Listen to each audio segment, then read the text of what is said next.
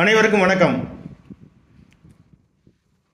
இன்றைக்கி சம்பளம் ஒருத்தர் சம்பாதிக்கக்கூடிய அந்த சம்பளம் குடும்பத்துக்கு போகுமா இல்லை குடும்பம் அல்லாத நபர்களுக்கு போகுமா அப்படிங்கிற ஒரு விஷயத்தை சனி பகவானை வச்சு நம்ம பார்க்கலாம்.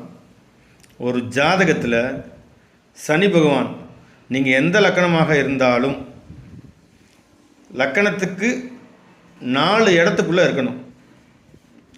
இப்போ சிம்ம லக்கணம்னு வச்சுக்கோங்க. சிம்மம், கன்னி, துலாம், விருச்சகம்.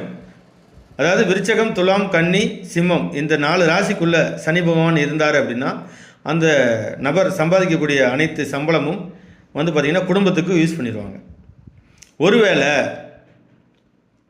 தனுசு, மகரம், கும்பம், மீனம் இந்த 4 கட்டத்தில் இருந்துச்சு அப்படின்னா தான் சம்பாதிக்கக்கூடிய பணம் பாதி தன்னுடைய குடும்பத்திற்கும் மீதி பகுதி தன்னுடைய குடும்பம் அல்லாத பிற நபர்களுக்கோ அல்லது குடும்பத்தில் உடன் பிறந்த நபர்களுக்கோ செலவாயிடும். சரி, அடுத்து 8ஆம் பாகத்திலேருந்து 12க்குள்ளே, அதாவது 8லேருந்து 12க்குள்ளே 1 to 4, 4 to 8, 9 to 12 அப்படிங்கும்போது பார்த்திங்கன்னா கடகம், மிதுனம், ரிஷபம், மேசம்.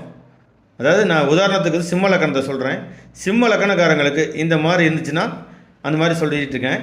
இப்போது 8லேருந்து 12க்குள்ளே சனி பகவான் இருந்தார்னா தான் சம்பாதிக்கக்கூடிய பணம் அனைத்தும் தான் குடும்பத்துக்கு செலவு பண்ண முடியாது. எல்லா பணத்தையும் செலவு பண்ணிடுவாங்க. இல்லைனா குடும்பத்துக்கு பிரயோஜனமாக எந்த செலவும் செய்ய முடியாது. அப்படிங்கிறது தான் நிதர்சனமான ஒரு உண்மை. சனி பகவானை வச்சு நீங்கள் உங்கள் ஜாதகத்தில் பார்த்துக்கலாம். இந்த கணவனோ மனைவியோ மருமகனோ மருமகளோ சம்பாதிச்சாங்கன்னா நம்ம குடும்பத்துக்கு ஆகுமா ஆகாதான்னு இந்த ஒரே ஒரு விதி போதும். 50-60% ஜாதகத்தில் கண்டிப்பாக பொருந்தும். ஜாதகம் பார்க்கணுன்னா என்னை தொடர்பு கொள்ளுங்கள். நன்றி, வணக்கம், வாழ்க வளமுடன்.